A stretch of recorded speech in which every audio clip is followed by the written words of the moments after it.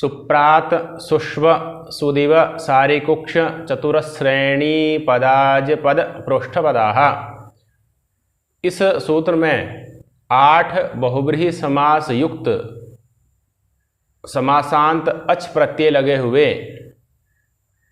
8 शब्दों का निपातन किया गया है। सिद्ध प्रक्रियस्य निर्देशो निपातनम। सूत्र में जिस रूप में शब्द पठित है उस रूप में उसको प्रक्रिया के माध्यम से सिद्ध कर लेना, प्राप्त कर लेना, यह ही निपातन कहलाता है। सिद्ध प्रक्रियस्य, सिद्धा प्रक्रिया यस्य शब्दस्वरूपस्य तत् शब्दस्वरूपम सिद्ध प्रक्रियम अथवा सिद्धा प्रक्रिया यस्य शब्दस्य असौ शब्दः सिद्ध प्रक्रियः तस्य सिद्ध प्रक्रियस्य निर्देशः निपातनम। इस सूत्र में आचार्य पाणिनि जी ने स्वयं ही बहुव्रीहि समास करने के बाद समासांत अच प्रत्यय करके 8 शब्दों का निपातन किया है, निपातन से निर्देश किया है। इसीलिए उनकी साधुता के लिए जो जो प्रक्रिया अपेक्षित होगी वह सारे प्रक्रिया स्वयं ही कल्पित कर लेनी है। उस प्रक्रिया का निदर्शन आचार्य दीक्षित जी ने वृत्ति में किया है। प्रथम शब्द है सुप्रात। सुप्रातः इसका रूप बनता है तो उसका लौकिक विग्रह क्या होगा, लौकिक विग्रह क्या होगा, क्या प्रक्रिया होगी, किस प्रकार से रूप सिद्धि होगी, इसका विवेचन अब किया जाता है। प्रथम शब्द है सुप्रातः। सर्वप्रथम उसका अर्थ लिखते हैं। एते बहुव्रीहयः अच प्रत्ययांता निपात्यन्ते। एते बहुव्रीहयः, एते अर्थात सूत्र पठिताः एते 8 शब्दाः बहुव्रीहयः बहुव्रीहि समासयुक्ताः वर्तन्ते। अच प्रत्ययांताः निपात्यन्ते। इनमें अच प्रत्यय हुआ है और यह अच प्रत्यांत 8 बहुव्रीहि युक्त शब्द निपातित होते हैं। यह सूत्र का सामान्य अर्थ है, सूत्र में कोई विशेष अर्थ नहीं है। अन्य अनुवृत्ति इत्यादि के माध्यम से अर्थ प्राप्त हो ही जाता है, वस्तुतः यहाँ तो निपातन से ही सारा काम होना है। प्रथम शब्द है सुप्रातः, उसका विवेचन करते हैं। शोभनम प्रातः अस्य सुप्रातः। शोभनम प्रातः अस्य, इस प्रकार से लौकिक विग्रह बनेगा। सुप्रातर, इस प्रकार से अलौकिक विग्रह बनेगा, क्योंकि सु भी अव्यय है, प्रातर भी अव्यय है, दोनों में व्यक्ति का प्रसंग नहीं है। सुप्रातर इस अव्यय से इसका अलौकिक विग्रह में समास हो जाएगा अनेकवचन पदार्थ सूत्र के द्वारा। समासोत्पाद प्रातिपदिक संज्ञा सुबलुक का प्रसंग नहीं है, समासांत अच प्रत्यय कर दिया जाता है। इसी सूत्र से सुप्रातर अच, अच का अनुबंध लोप अ, सुप्रातर अ, ऐसे अच के परम होने पर सुप्रातर की भवसंज्ञा, भवसंज्ञा होते ही अव्ययानम भवमात्रे टिलोपा से प्रातर का जो टी है अर उसका लोप हो जाता है। अकार के साथ वर्ण सम्मेलन होकर के सुप्रात यह स्थिति बनती है। फिर एक देश विकृत न्याय ने प्रातिपदिक संज्ञा और स्वादिकारी होकर के सुप्रातः। यद्यपि सु और प्रातर दोनों अव्यय हैं, सुप्रातर में समासांत अच प्रत्यय करने के बाद जो सुप्रातः रूप बना वह अनव्ययी है, विशेष निघ्न है, विशेष के अनुसार इसके रूप चलेंगे। तो शोभनम प्रातः यस्य पुरुषस्य असौ पुरुषः सुप्रातः। ऐसा व्यक्ति जिसका प्रातः काल शोभन है उस व्यक्ति को कहा जाता है सुप्रातः। यद्यपि प्रातः शब्द अधिकरण शक्ति प्रधान होने के कारण से यहाँ पर सामानाधिकरण्य का अभाव एक प्रकार से देखा जाता है, किंतु प्रातः शब्द प्रातःकालीन कर्म को लक्षित करता है। इस प्रकार से व्याख्यान टीकाओं में किया गया है, जिससे सामानाधिकरण्य की भी समस्या नहीं रहती है और सुप्रातः इत्यादि रूप सिद्ध हो जाते हैं। तो इसी प्रकार से इसमें प्रक्रिया होगी। समासांत अच प्रत्यय हो जाएगा, अच के परम होने पर भवसंज्ञा, भवसंज्ञा होती है अव्ययानम भवमात्र टिलोपा से टिलोप होकर के सुप्रातः रूप सिद्ध होगा। अग्रिम शब्द है सुदिवः। शोभनम दिवा अस्य पुरुषस्य इति सुदिवः। शोभनम दिवा यह लौकिक विग्रह हुआ, शोभनम दिवा अस्य पुरुषस्य यह लौकिक विग्रह हुआ। सु दिवा यह लौकिक विग्रह हो गया। सु भी अव्यय, दिवा भी अव्यय, दिवा आकारांत अव्यय है और उससे समास, उसका समास होकर के पूर्ववत प्रक्रिया होकर के दिवा के आ का लोप हो जाएगा अव्ययानम भवमात्र टिलोपा से और सुदिवा इस प्रकार का रूप निष्पन्न हो जाएगा। सुदिवा मतलब जिस व्यक्ति का प्रातः का दिन शुभ हो, मंगलमय हो, उसको कहते हैं सुदिवा पुरुषः। इस प्रकार से स्थिति बन जाती है। अग्रिम शब्द है सुष्वः। शोभनम श्वः अस्य पुरुषस्य असौ पुरुषः सुष्वः। यहाँ पर भी वही सु अव्यय। शोभनम श्वः यस्य पुरुषस्य लौकिक विग्रह हो गया, सु श्वस यह लौकिक विग्रह हो गया, दोनों ही अव्यय पूर्ववत प्रक्रिया है।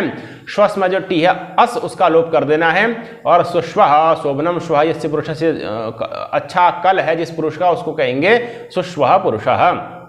अग्रिम शब्द है सारिकुक्षः। सारे है इव कुक्षि अस्य सारी एक प्रकार का पक्ष विशेष है, उसको सारी कहते हैं। तो सारी सारे ही इव कुक्षि अस्य सारी ngस कुक्षिषु इस अलौकिक विग्रह में समास हो गए, प्रातिपदिक संज्ञा होकर के सारी कुक्षि बना और फिर कुक्षि अच कर दिया, सारी कुक्षि अ के परम होने पर सारी कुक्षि की बहुत संज्ञा, इस स्थिति जैसे सारी कुक्षि के इकार का लोप सारी कुक्षा इस प्रकार का रूप निष्पन्न हो जाता है। एक पक्षी विशेष के समान कुक्षि वाला जो पुरुष होगा उसको कहते हैं सारी कुक्षा। अग्रिम शब्द है चतुरस्र आश्रयः अस्य पुरुषस्य लौकिक विग्रह हो गया। चतस्री जस अस्री जस अलौकिक विग्रह में अनेक मन्य पदार्थ से समास हो गया, प्रातिपदिक संज्ञा शुभलोक इत्यादि होकर के चतुर अस्री बन गया, वर्ण सम्मेलन हुआ चतुरस्री बन गया, समासांत अच प्रत्यय अच के परम होने पर चतुरस्री की बहुत संज्ञा, इस स्थिति जैसे चतुरस्री के इकार का लोप चतुरस्र पुरुषः यह रूप निष्पन्न होता है। एक अस्र शब्द भी प्राप्त होता है, अस्र शब्द दंत सकार वाला है, वह पुल्लिंग में है तो तब विग्रह बनेगा चत्वारः अस्राः यस्य पुरुषस्य। अस्री शब्द या अस्र शब्द का अर्थ होता है कोना, तो चार कोने वाला पुरुष। अस्र शब्द के साथ यदि समास करेंगे तो चत्वारः अस्राः अस्य पुरुषस्य इस प्रकार से लौकिक विग्रह बनेगा। चतुर्जस अस्र जस इस प्रकार से लौकिक विग्रह में समास होकर के चतुरस्रः इस प्रकार का रूप निष्पन्न हो जाता है। अस्र शब्द स्त्रीलिंग में है, अस्र शब्द पुल्लिंग में है, यह दोनों का अंतर है। इस प्रकार से चतुरस्र शब्द की सिद्धि होती है। अग्रिम शब्द है एणी पद एण्या इव पादौ यस्य। एणी मृगी को कहते हैं, तो मृगी के समान पैर वाला जो पुरुष है उसको कहेंगे एणी पद। एणी ngस पाद औ इस लौकिक विग्रह में समास कर दिए, समास प्रातिपदिक संज्ञा शुभलोक इत्यादि होकर के एणी पाद अच हो जाएगा, पाद और निपातनाथि पाद के सन पदादेश हो जाएगा, वर्ण सम्मेलन हो जाएगा, तो एणी पद इस प्रकार का समस्त निष्पन्न हो जाता है। एणी मृगी के समान पैर वाला जो पुरुष होता है उसको कहते हैं एणी पदः। इसी प्रकार से अग्रिम शब्द है अज पदः अजस्य एव पादौ यस्य। अज ngस पाद औ इस लौकिक विग्रह में अनेक मन्य पदार्थ से सूत्र से समास प्रातिपदिक संज्ञा शुभलोक पूर्ववत होकर के अच और पाद के स्थान पर निपातनादि पदादेश होकर के अज पदः इस प्रकार का रूप निष्पन्न हो जाता है। इसी प्रकार से अग्रिम शब्द है प्रोष्ठ पदः। प्रोष्ठो गौः। प्रोष्ठ शब्द का अर्थ लिखते हैं गौ, प्रोष्ठ शब्द का अर्थ होता है गौः, तो प्रोष्ठस्य इव पादौ यस्य। इस लौकिक विग्रह में प्रोष्ठ ngस पाद और इस लौकिक विग्रह में समास प्रातिपदिक संज्ञा शुभलोक और समासांत अच प्रत्यय और निपातनात् पद आदेश प्रोष्ठ पदः इस प्रकार का रूप निष्पन्न हो जाता है। तो इस प्रकार से इस सूत्र में जिन 8 शब्दों का निर्देश किया गया था उनकी साधुता का विवेचन किया गया। इसी क्रम में अग्रिम सूत्र है नय दुःसुभ्यो हलिशक्त्योरन्यतरस्याम्। इस सूत्र के द्वारा भी समासांत अच प्रत्यय किया जाता है और सूत्र की वृत्ति भी स्पष्ट ही है। अच स्यात् समासांत अच प्रत्यय सूत्र से भी किया जाता है। और हलिशक्त्यो हो यह षष्ठी व्यक्ति द्विवचन का है, किंतु पंचम्य अर्थे षष्ठी, पंचमी व्यक्ति के अर्थ में षष्ठी व्यक्ति है, इसलिए हलि और शक्ति शब्द के बाद में समासांत अच प्रत्यय होगा। और हलि शक्ति शब्द से पहले क्या होना चाहिए, तो नय दुःसुभ्यः। नय समास का आकार हो या दुस हो या सु हो, तो नय समास का जो आकार उसके बाद में नय के बाद में यदि हरि शब्द आ जाएगा अथवा शक्ति शब्द आ जाएगा तो विकल्प से समासांत अच प्रत्यय होता है समस्त पद से। इसी प्रकार से दुस शब्द के बाद में यदि हलि शब्द आ जाए या शक्ति शब्द आ जाए तो उससे भी विकल्प से समासांत अच प्रत्यय होता है। इसी प्रकार से सु शब्द के बाद में सु इस निपात के बाद में हलि शब्द आ जाए या शक्ति शब्द आ जाए तो समस्त पद से समासांत अच प्रत्यय हो जाता है। यही सूत्र का अर्थ है। उदाहरण देते हैं अहलः अहलिः। अविद्यमानः हलिः यस्य पुरुषस्य असौ पुरुषः अहलः अहलिः। अविद्यमान जिस पुरुष का हल विद्यमान नहीं है इत्यादि इसका अर्थ है। तो जिसके पास हल नहीं है, हलहीन जो पुरुष है उसको कहेंगे अहलः अहलिः। हलि शब्द पुल्लिंग का है। तो अविद्यमानः हलिः यस्य पुरुषस्य इस लौकिक विग्रह में अविद्यमान सु हलि सु इस अलौकिक विग्रह में नयोस्त्यर्थानां वाच्यो वाच्योत्तर पद लोपः इस वार्तिक से समास हो जाता है। और प्रातिपदिक संज्ञा शुभलोक इत्यादि होकर के मध्यम पद उत्तर पद जो है विद्यमान उसका लोप हो जाएगा। अहली और नलोपो नया सूत्र के द्वारा नकार का लोप हो जाएगा। तो अहली ऐसी स्थिति बनेगी समासांत अच प्रत्यय सूत्र के द्वारा हो जाएगा। अहली अच अच का अ इसे बहुत संज्ञा, इसे जैसे अहली के इकार का लोप अहलह इस प्रकार का समस्त पद निष्पन्न हो जाता है। जिस पक्ष में अच नहीं होता उस पक्ष में अहलिह इसी प्रकार का रूप रहता है। तो अहलह अहलिह, अहलह हो गया समासांत अच प्रत्यय के पक्ष वाला रूप और अहली हो गया समासांत प्रत्यय के अभाव पक्ष वाला रूप। अन्यत्र श्याम सूत्र में कहा ही गया है तो विकल्प से समासांत अच प्रत्यय होता है। यद्यपि हल और हली दो शब्द हैं जो कि हल के पर्यायवाचक हैं, अर्थ एक ही है। तो अगर हल शब्द से नए समास करेंगे तो अहलह बनेगा, और हली शब्द के साथ नए समास करेंगे तो हली अहलिही बनेगा। न हलह इति अहलह, न हलिही इति अहलिही। तो नए समास करके भी हल और हली शब्द के साथ नए समास करके भी अहलह और अहलिही यह दो रूप बन ही सकते थे। तो सूत्र में हली का ग्रहण क्यों किया गया, यह प्रश्न होता है। उसका समाधान दिया गया कि समासांत कप प्रत्यय का बाध करने के लिए, क्योंकि बहुब्रीहि समास में जिनमें कोई समासांत प्रत्यय नहीं कहा जाता उनसे समासांत कप प्रत्यय का विधान होता है। शेषादि भाषा सूत्र के द्वारा वो आगे आएगा। तो उस समासांत कप प्रत्यय का बाध करने के लिए यहाँ पर हली का ग्रहण सूत्र में किया गया है, जिससे कि समासांत कप प्रत्यय में नहीं होता है। यह हली के ग्रहण का प्रयोजन है। तो नए के बाद में हली हो तो उससे समासांत अच प्रत्यय होता है, तो अहलह अहलिही यह दो रूप बनते हैं। इसी प्रकार से दुस के बाद में यदि हली शब्द आ जाएगा तो भी समासांत अच प्रत्यय होकर के दुर्हलह दुर्हलिही, दुर्निंदितम दुर्निंदितः अथवा दुर्गतः हलिही यस्य, इस प्रकार से लौकिक विग्रह कर देना है। और दुर हली सु, इस प्रकार से लौकिक विग्रह में समास इत्यादि होकर के समासांत अच प्रत्यय होकर के दुर्हलह और दुर्हलिही इस प्रकार से रूप निष्पन्न हो जाता है। उसी को यद्यपि इसमें इन्होंने दो उदाहरण दिए हैं, हली और शक्ति के नई के बाद में उदाहरण दिए हैं, और आगे लिख दिया एवं दुह सुभ्याम, दुस और सु के बाद में स्वयं ऊहा कर लेनी है। तो दुर्हलह दुर्हलिही, इसी प्रकार से सु शोभनः हलिही यस्य पुरुषस्य असौ सुहलह सुहलिही, इस प्रकार का रूप निष्पन्न हो जाता है। या तो होवे नय दुस और सु के बाद में हली शब्द के पर में होने के उदाहरण। इसी प्रकार से शक्ति शब्द के पर में होने पर उदाहरण बनेंगे असक्त असक्त असक्ति अविद्यमानम शक्ति यस्य पुरुषस्य असौ पुरुषः असक्तः असक्ति अविद्यमान सु शक्ति सु, इस अलौकिक विग्रह में नयोस्त्यर्थानां वाच्यो वाच्योत्तर पद लोप, इस वार्तिक से समास हो जाएगा। प्रातिपदिक संज्ञा शुभ लोप मध्य उत्तर पद विद्यमान का लोप होकर के नय लोप नय से नकार का लोप होकर के असक्ति ऐसी स्थिति बनती है। शक्ति शब्द नपुंसक लिंग है, इसलिए अविद्यमानम इस प्रकार से ही विग्रह करना है। तो अशक्ति यह रूप बना, समासांत अच प्रत्यय कर दीजिए, अशक्ति के इकार का स्थिति जैसे लोप हो जाएगा। असक्त यह समस्त पद निष्पन्न होगा। जिस पक्ष में समासांत अच प्रत्यय नहीं होगा उस पक्ष में असक्ति इस प्रकार का रूप निष्पन्न हो जाता है। तो ये तो नए के बाद में शक्ति शब्द का उदाहरण हुआ। इस प्रकार से दुस के बाद में शक्ति शब्द का है तो दुर निंदितम शक्ति यस्य, इस प्रकार से लौकिक विग्रह हो जाएगा। दुर शक्ति सु अलौकिक विग्रह में समास प्रातिपदिक संज्ञा शुभ लोप इत्यादि होकर के समासांत अच प्रत्यय होकर के दुस्सक्ति इस प्रकार का रूप निष्पन्न हो जाएगा। रेप को विसर्ग होगा, वाशरी से सत्व विकल्प से होगा, तो दुस्सक्ता दुस्सक्ति अथवा दुहसक्ता दुहसक्ति इस प्रकार का रूप निष्पन्न हो जाता है। अग्रे इसी प्रकार से सु शब्द के बाद में यदि शक्ति शब्द आएगा तो सुशोभनम शक्ति यस्य पुरुषस्य असौ पुरुषः सुशक्ता सुशक्ति इस प्रकार का रूप निष्पन्न हो जाता है। पूर्ववत प्रक्रिया है, कोई विशेष बात इसमें नहीं है। तो इस प्रकार से उसी को मूल में स्पष्ट करते हैं कि एवं दुह सुभ्याम शक्ति हो इति पाठांतरम अशक्ता अशक्ति ही। इसमें एक पक्ष ये भी है, हलि नए दुह सुभ्यो हलि शक्ति और नेत्रस्याम सूत्र में हलि शक्तियों की जगह शक्तियों हो, हलि शक्तियों हो, शक्ति की जगह शक्ति शब्द का पाठ माना जाता है। तो हलि शक्तियों की जगह हलि शक्तियों हो, इस प्रकार का ये पाठ माना गया है। तो इस प्रकार का पाठ मानने से क्या लाभ होगा? तो लाभ ये होगा कि अगर शक्ति शब्द बाद में होगा, नई के बाद में शक्ति शब्द आ जाए अथवा दुस के बाद में शक्ति शब्द आ जाए अथवा सु के बाद में शक्ति शब्द आ जाए तो उससे भी समासांत अच प्रत्यय हो जाएगा।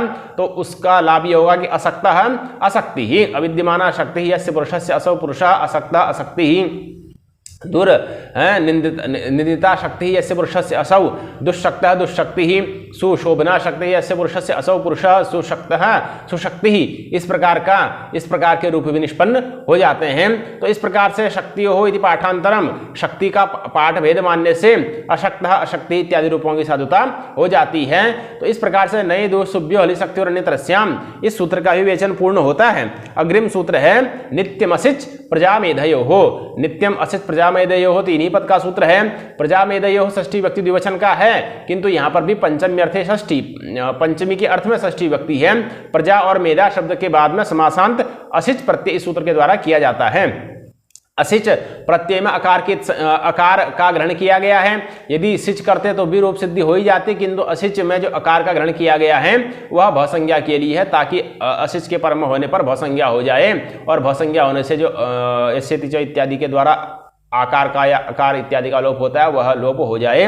बहुसंज्ञा के संपादनार्थ, बत्व के संपादनार्थ ही यहाँ पर अशिष्ट का ग्रहण किया गया है। सूत्र में नित्यम पद पढ़ा गया है। प्रश्न होता है कि नित्यम पद पढ़ने की क्या आवश्यकता है, तो उत्तर मिलता है कि पूर्व सूत्र से अन्यत्र श्याम की अनुवृत्ति सूत्र में न आए, इसीलिए नित्यम पद पढ़ा गया है।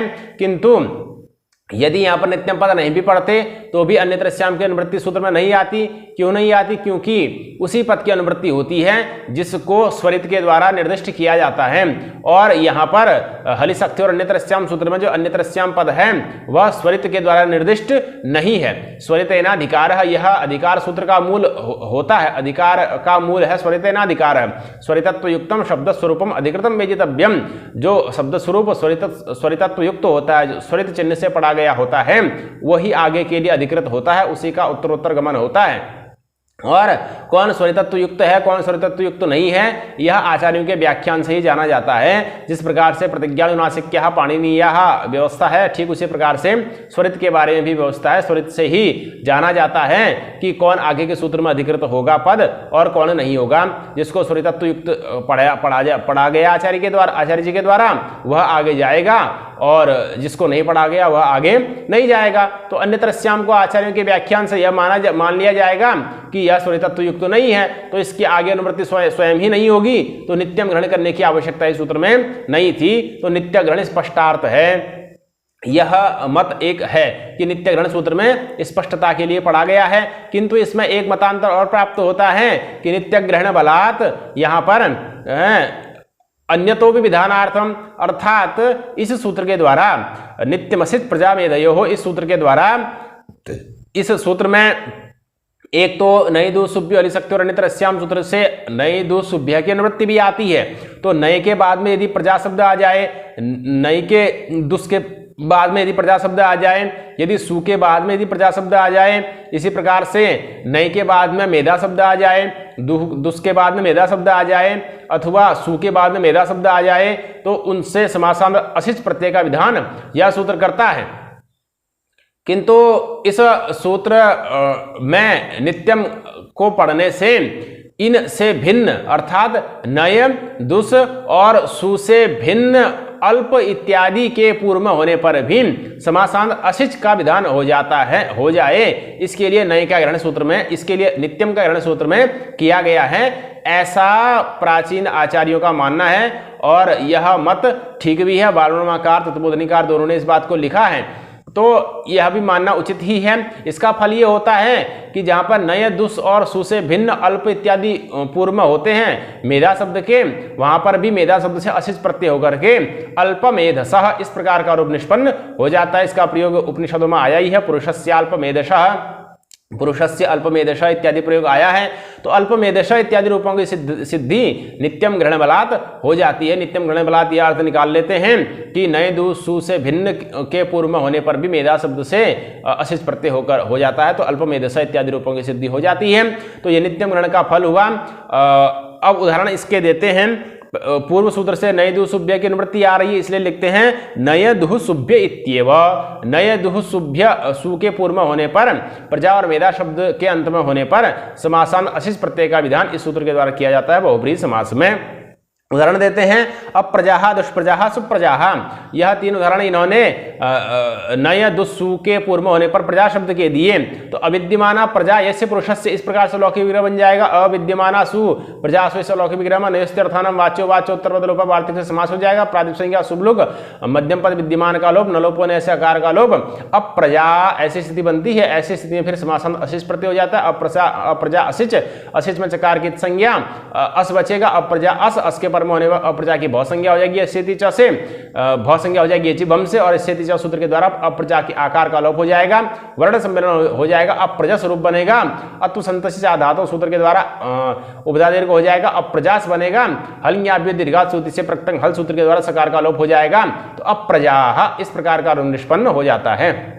अप्रजाः तो इस प्रकार से अप्रजा रूप की साधुता हुई। अग्रिम शब्द है दुष्प्रजा दुर्गता प्रजा यस्य पुरुषस्य, इस प्रकार से लौकिक विग्रह हो जाएगा। दुर्प्रजासु अलौकिक विग्रह में है वही आपका समास इत्यादि कर दीजिए पूर्ववत। समास इत्यादि होने के बाद समासन असिच प्रत्यय और पूर्ववत प्रक्रिया होकर के दुष्प्रजा दुर के रेप को विसर्ग होगा, उसको फिर इजदु पदस्य चा प्रत्यय सूत्र के द्वारा शब्द हो जाएगा। तो दुष्प्रजा इस प्रकार का रूप निष्पन्न हो जाता है। इसी प्रकार से अग्रिम उदाहरण है सुप्रजा सुशोभना प्रजा यस्य पुरुषस्य, इत्यादि विग्रह में समास हो जाएगा सुप्रजा, इस प्रकार का निष्पन्न हो जाता है। तो इस प्रकार से प्रादिव्य धातुदस्य वाच्यो वाच्योत्तर बदलोपः यह भी वार्तिक है जिससे कि दुष्प्रजा इत्यादि में समास किया जा सकता है। और इसमें अप्रजा में तो नेस्तर्थानम वाच्यो वाच्योत्तर बदलोपः वार्तिक से समास हो जाता है। तो इस प्रकार से अप्रजा दुष्प्रजा सुप्रजा इत्यादि रूपों की साधुता हो जाती है। तो यह तो प्रजा शब्द के उत्तर पद में होने पर उदाहरण हुए। इसी प्रकार से मेधा शब्द के उत्तर पद में होने के उदाहरण हैं अमेधा दुर्मेधा सुमेधा, यह तीन उदाहरण मेधा शब्द के उत्तर पद में होने पर है। अविद्यमाना मेधा यस्य पुरुषस्य, इस प्रकार से लौकिक विग्रह हो जाएगा। अविद्यमाना सु मेधा सु, इस प्रकार से लौकिक विग्रह में नेस्तर्थानम वाच्यो वाच्योत्तर बदलोपः वार्तिक से समास हो जाएगा। विद्यमान पद का विलोप हो जाएगा, नए के नकार का विलोप हो जाएगा। मेधा इस प्रकार की स्थिति प्राप्त होती है असिच प्रत्यय होकर के भसंज्ञा होने से मेधा के आकार का लोप होकर के अमेधस ऐसी स्थिति बनती है। सु में अतुसंत चा धातु से दीर्घ हो जाएगा उपदा दीर्घ, और फिर हल्की आदि दीर्घ सुधि से प्रत्यय हल सूत्र के द्वारा सु के सकार का लोप हो जाएगा। पूर्व सकार गुरुत्व विसर्ग होकर के अमेधा, ऐसा व्यक्ति जिसमें मेधा विद्यमान नहीं है, मेधाहीन पुरुष जो होता है उसको बोला जाता है अमेधा। इसी प्रकार से दूसरा उदाहरण है दुर्मेधा दुर्गता मेधा यस्य पुरुषस्य, दुष्ट बुद्धि वाला पुरुष। तो दुर्गता मेधा यस्य पुरुषस्य इत्यादि लौकिक विग्रह में, और दुर्मेधासु दुर्गता मेधासु इस लौकिक विग्रह में प्रादिव्य धातुदस्य वाच्यो वाच्योत्तर बदलोपः इत्यादि से समास कर दीजिए। समास होने के बाद मध्यम पद दुर्गता का लोप होकर के दुर्मेधा रेप का ऊर्ध्वगमन हो जाएगा। दुर्मेधा उधर असिच होकर के पूर्ववत प्रक्रिया होकर के दुर्मेधा, इस प्रकार से रूप निष्पन्न हो जाता है। इसी प्रकार से सुशोभना मेधा यस्य पुरुषस्य इत्यादि विग्रह में समास होकर के पूर्ववत प्रक्रिया होकर के सुमेधा, इस प्रकार का रूप निष्पन्न हो जाता है। तो यह मेधा शब्द के उत्तर पद में होने पर समासांत असिच प्रत्यांत शब्द के उदाहरण हो गए अमेधा दुर्मेधा सुमेधा। तो इस प्रकार से नित्यम असिच प्रजा मेधयो, इस सूत्र का विवेचन पूर्ण हो जाता है। अग्रिम सूत्र है धर्मादनिश केवलात्, जिसका विवेचन अग्रिम पाठ में किया जाएगा।